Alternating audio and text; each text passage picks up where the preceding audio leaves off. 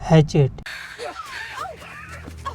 You are all a bunch of cowards! Somebody help us! Please stop!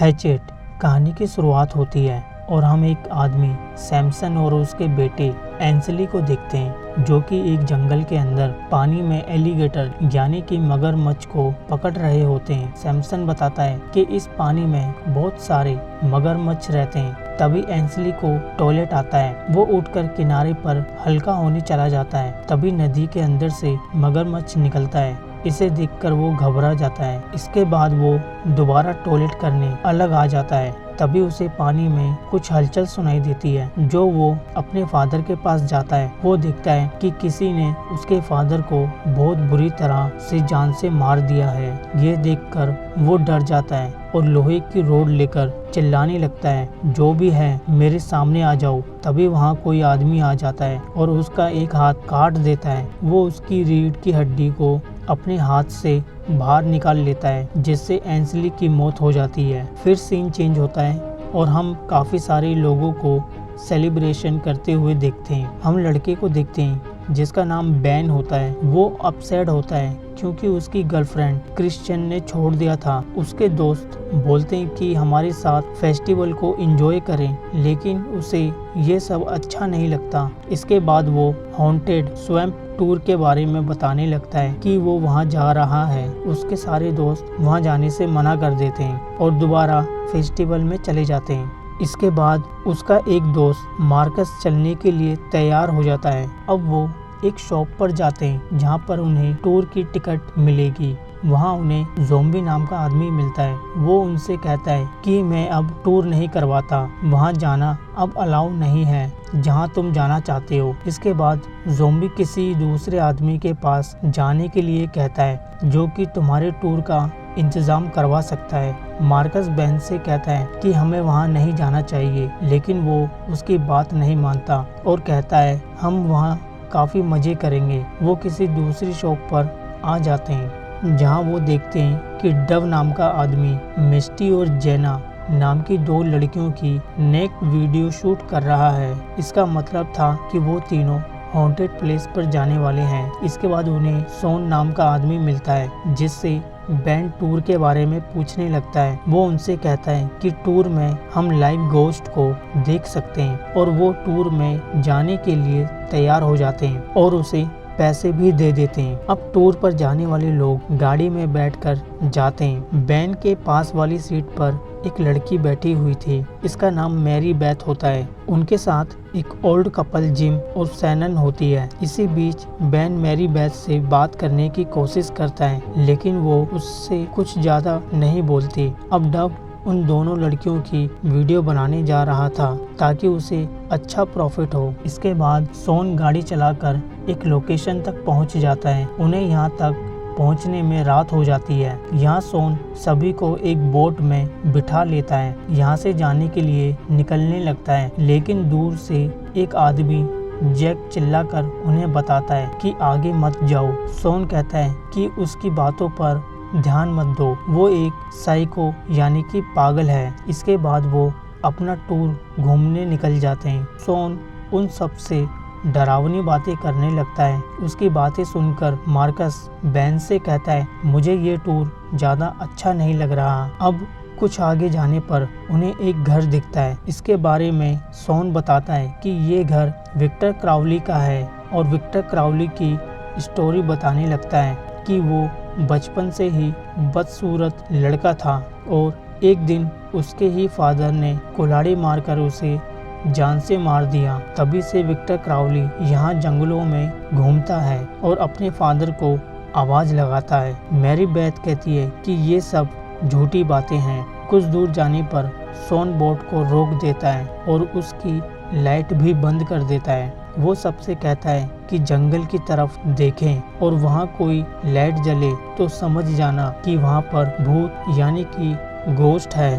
अब हम समझ पाते हैं कि सोन उन्हें डराने की कोशिश कर रहा है। तभी उन्हें जंगल में से लाइट आती हुई दिखती है। सबको लगता है कि ये पानी के रिफ्लेक्शन से हो रहा है। अब सोन बोट की लाइट शुरू कर देता है। तभी उन्हें जंगल में किसी आदमी की परछाई दिखती है, जिसके बारे में सोन बताता है कि ये गोश्त हो सकता है। थोड़ी आगे जाने पर उनकी बोट एक बड़े पत्थर पर अटक जाती है। इसके बाद सोन बेन और मार्कस की मदद से बोट को बाहर निकालने की कोशिश करता है, लेकिन तभी वहाँ काफ़ी तेज बारिश शुरू हो जाती है।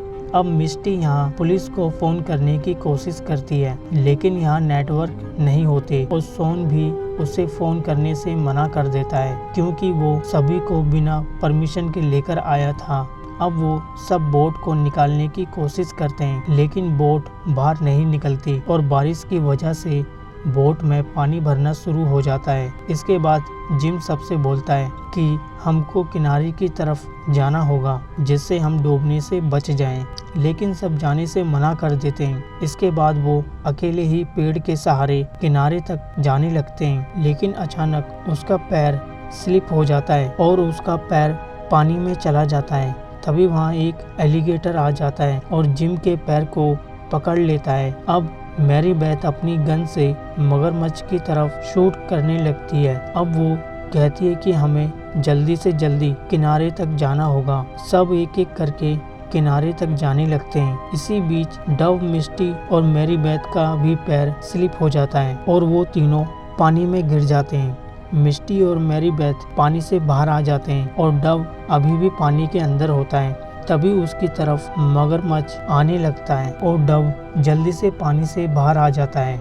इसके बाद वो सब जंगल में आकर एक जगह पर रुक जाते हैं और सोन से पूछने लगते हैं कि उनके साथ क्या हो रहा है। इस पर वो बताता है कि मैं पिछली रात भी यहाँ पर आया था, लेकिन उस वक्त हमारे साथ ऐसा कुछ नहीं हुआ। अब वो मैरी बेथ से पूछने लगता है कि इसके पास गन क्यों है।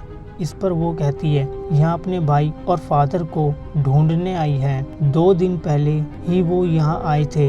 इसी बात से हम समझ पाते हैं कि मूवी की शुरुआत में हमने जिन्हें देखा था वो इसके भाई और फादर थे। इसके बाद वो बताती है कि ये जंगल काफ़ी खतरनाक है, हमें यहाँ जल्दी से जल्दी निकलना होगा, नहीं तो हम सब मारे जा सकते हैं, क्योंकि ये विक्टर क्राउली का जंगल है। इस पर डव कहता है वो ये कहानी काफ़ी बार सुन चुका है। अब मिस्टी बेथ उन सबको विक्टर क्राउली की असली कहानी सुनाने लगती है। वो बचपन से ही अगली यानी कि बदसूरत बच्चा था, जिससे उसके फादर सबसे छुपा कर रखते थे, लेकिन उसके फादर बदसूरत होने के बावजूद वो उससे बहुत प्यार करते थे। बाकी के बच्चे क्राउली को काफ़ी डराते थे और उसका मजाक भी उड़ाने लगते थे। इसी कारण वो दोनों इस जंगल में रहते थे। लेकिन एक दिन रात में बच्चों ने हैलोवीन के चक्कर में हद ही कर दी। क्राउली घर में अकेला होता है और उसे डराने के लिए घर में पटाखे फेंक देते हैं, जिसकी वजह से घर में आग लग जाती है और देखते ही देखते घर में आग फैलने लगी। तभी उसके फादर घर आ गए और उन्हें देखकर वो तीनों वहाँ से भाग गए। उसके फादर दरवाजे को खोलने की काफ़ी कोशिश करते हैं, लेकिन वो नहीं खुलता। इसके बाद वो कुल्हाड़ी लेकर दरवाजे पर मारने लगते हैं, पर वो नहीं जानते थे कि क्राउली दरवाजे की तरफ खड़ा है। तभी कुल्हाड़ी उसके सर में लग जाती है। इसकी वजह से उसकी मौत हो गई। अपने बेटे की मौत से उसके फादर डिप्रेशन में चले गए। उन्हें इस बात से बड़ा सदमा लगा। वो अपने घर में 10 साल तक रहे और बाद में उनकी मौत हो गई। उसी दिन से लोगों का कहना है कि विक्टर क्राउली इन्हीं जंगलों में घूमता है। जो भी उसके घर के आसपास आता है वो उसे बेरहमी से मार देता है। ये कहानी सब सुनने के बाद कोई भी उसकी बातों पर यकीन नहीं करता और सोन कहता है हम उसके घर को काफ़ी पीछे छोड़कर आ गए। इसके बाद वो बताती है कि वो उसका असली घर नहीं था। आगे वो उनको उसका असली घर दिखाती है, जो कुछ दूर उनके सामने ही था। अब भी कोई उसकी बातों पर यकीन नहीं करते और विक्टर क्राउली के असली घर जाने लगते हैं, क्योंकि इन सबको रोड पार करने के लिए इस घर को पार करना था। तभी उन्हें विक्टर क्राउली की आवाज़ आने लगती है। जो अपने फादर को आवाज़ लगा रहा था, उस आवाज़ को सुनकर सब काफ़ी डर जाते हैं और आगे जाने से रुक जाते हैं। लेकिन जिम को काफ़ी तकलीफ़ हो रही थी। इसके बाद उसकी वाइफ शैनन अकेले ही ले जाने लगती है। मैरी बेथ उनसे कहती है, तुम आगे मत जाओ और सबके साथ रहो, लेकिन शैनन उसकी बात नहीं सुनती। अब जैसे ही वो घर के पास पहुंचते हैं और अचानक से विक्टर क्राउली बाहर आ जाता है और कुल्हाड़ी से उन दोनों पर हमला कर देता है। वो जिम के 2 टुकड़े कर मार देता है और बाद में शैनन को पकड़कर उसके मुंह में हाथ डालकर फाड़ देता है, जिससे वो भी मारी जाती है। यह देखकर बाकी सब वहां से भाग जाते हैं, लेकिन मैरी बेथ वहीं पर खड़ी रहती है। अब विक्टर क्राउली उसे देखकर उसके पास आने लगता है। इसके बाद वो गन से शूट कर देती है, जिसकी वजह से वो नीचे गिर जाता है और मैरी उसे मरा हुआ समझकर वहां से निकल जाती है। अब मैरी बेथ सबके पास आती है और बताती है कि वो दोनों मारे गए। इसके बाद हम देखते हैं कि मार्कस एक पेड़ पर चढ़ा हुआ है। सब उससे पूछने लगते हैं, ऊपर से कोई शहर या गांव दिख रहा है क्या? इस पर वो कहता है कि काफ़ी दूर एक शहर है। इसी बीच नोटिस करते हैं कि डक हमारे साथ नहीं है। दूसरी तरफ हम डक को देखते हैं, जो विक्टर क्राउली से बचकर अकेले ही भाग रहा था। भागते हुए वो विक्टर क्राउली से टकरा जाता है। इसके बाद वो उसका सर पकड़कर घुमा देता है और उसका सर धड़ से अलग कर देता है। इधर सब जंगल से बाहर निकलने की कोशिश करते हैं। तभी रास्ते में उन्हें डक का बैग मिलता है, जिसमें उसके डॉक्यूमेंट्स होते हैं। इससे पता चलता है कि वो कोई डायरेक्टर नहीं होता, कि वो उन दोनों लड़कियों से चीट कर रहा था। फिर वो सब सामान को छोड़कर आगे जाने लगते हैं। उन्हें रास्ते में जिम की डेड बॉडी मिलती है। मैरी बेथ बताती है कि विक्टर क्राउली की बॉडी यहाँ पर नहीं है, इसका मतलब वो अभी जिंदा है। तभी मिस्टी के फ़ोन में रिंग बजती है।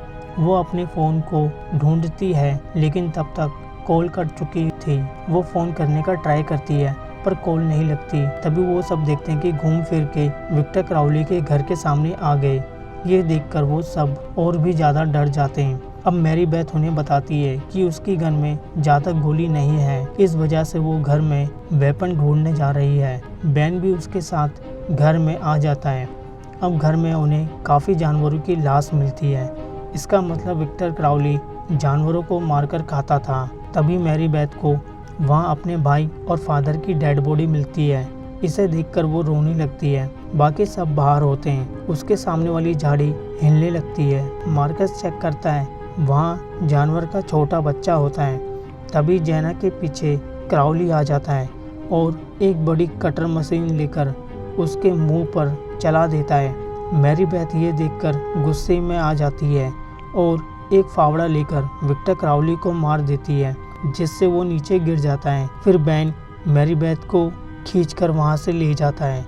इसी बीच शॉन विक्टर क्राउली को मारने की कोशिश करता है, लेकिन वो उल्टा ही फावड़े की मदद से उसको काटकर अलग कर देता है। बुरी तरह घायल जेना जाने की कोशिश करती है। तब क्राउली उसे पकड़कर फावड़े की रोड पर डाल देता है, जिससे वो भी मारी जाती है। बाकी सब बचकर वहाँ से निकलते हैं। आगे जाने पर मैरी बेथ उसे बताती है कि ये जगह उसकी है और वो हम सबको मार देगा। तभी यहाँ विक्टर क्राउली आ जाता है, जिसे देखकर वो बचकर निकल जाते हैं। अब बैन डिसाइड करता है कि उसे मारकर ही जाएंगे। फिर वो उसके ही घर जाने लगते हैं, जिससे उनको गैस फ्यूल मिल जाए और वो क्राउली को मार दे। इसके बाद बैन घर में आकर फ्यूल कैन ढूंढने लगता है और मिस्टी बाहर खड़े होकर पहरा देती है। दूसरी तरफ मार्कस और मैरी बेथ विक्टर क्राउली को आवाज़ लगाने लगते हैं। अब बैन को घर के अंदर थोड़ा फ्यूल मिल जाता है, लेकिन तभी मिस्टी का कटा हुआ सर उसके पास आकर गिरता है, यानी कि विक्टर क्राउली ने उसे मार दिया था और विक्टर क्राउली भी उसके सामने आ गया। अब जैसे ही वो बैन को मारने आगे आता है, तभी पीछे से आकर मैरी बेथ उसे रोक लेती है। अब बैन जल्दी से फ्यूल उसके ऊपर डालने लगता है। इसके बाद इससे वो घर से बाहर आकर विक्टर क्राउली को जला देते हैं। तभी यहाँ बारिश शुरू हो जाती है और बारिश की वजह से सारी आग बुझ जाती है, यानी कि नेचर भी क्राउली के साथ था। मैरीबेथ मार्कस को यहाँ से लेकर निकल जाती है। अब वो तीनों चलते हुए कब्रिस्तान में आ जाते हैं। उन्हें यहाँ बाहर जाने का गेट मिल जाता है, लेकिन तभी यहाँ क्राउली आ जाता है और उन्हें पकड़ने लगता है। तीनों किसी तरह उससे बचकर भागने लगते हैं। फिर वो एक जगह पर आकर रुक जाते हैं। तभी यहाँ क्राउली आ जाता है और मार्कस को पकड़ लेता है। वो उसके हाथों को पकड़कर उखाड़ देता है और बाद में उसकी बॉडी को कवर में मारता है, जिससे उसकी बुरी तरह मौत हो जाती है। अब बेन अपने दोस्त को मरते हुए देख काफ़ी दुखी होता है, लेकिन मैरीबेथ उसे यहाँ से ले जाती है। तभी क्राउली लोहे के गेट में से एक सरिया निकालता है और उन दोनों की तरफ फेंक देता है। वो सरिया सीधा बेन के पैर में आके लगती है। इसे देखकर क्राउली इनके तरफ आने लगता है। मैरीबेथ उससे कहती है कि इस सरिया को क्राउली के अंदर घुसा सकते हैं। फिर बेन उस सरिया को मोड़कर क्राउली की तरफ कर देता है, जिससे ये सरिया क्राउली के अंदर घुस जाता है। इसके बाद दोनों क्राउली को छोड़कर जाने लगते हैं। कुछ आगे जाने पर मैरीबेथ को अपने फादर की बोट मिल जाती है। इसके बाद दोनों बोट में बैठकर यहाँ से निकल जाते हैं। इसके बाद बेन अपने घाव को एक कपड़े से बांध देता है। दोनों सोचते हैं कि वो बच गए और उन्होंने विक्टर क्राउली को मार दिया है, लेकिन तभी पानी में से विक्टर क्राउली आकर मैरीबेथ को पानी में गिरा देता है। बेन उसे पकड़ने की काफ़ी कोशिश करता है, लेकिन वो पानी में जाकर झाड़ियों में फंस जाती है। वो किसी तरह उससे बाहर निकल जाती है। वो देखती है कि बेन ने उसे पकड़ने के लिए अपना हाथ पानी में डाल दिया है। इसके बाद वो उसका हाथ पकड़कर ऊपर आ जाती है, लेकिन बोट पर क्राउली होता है, जिसने बेन का हाथ काटकर पानी में डाल दिया था। अब क्राउली उसे भी पकड़ लेता है और वो काफ़ी चिल्लाने लगती है। और इसी सीन के साथ ये मूवी यहीं पर ख़त्म हो जाती है। इस मूवी के 2 पार्ट और भी हैं। अगर आप चाहते हो दोनों पार्टों को एक्सप्लेन करूँ तो प्लीज़ इस वीडियो को like, share, comment and subscribe ज़रूर कर देना। फिर मिलते हैं एक और नई वीडियो में।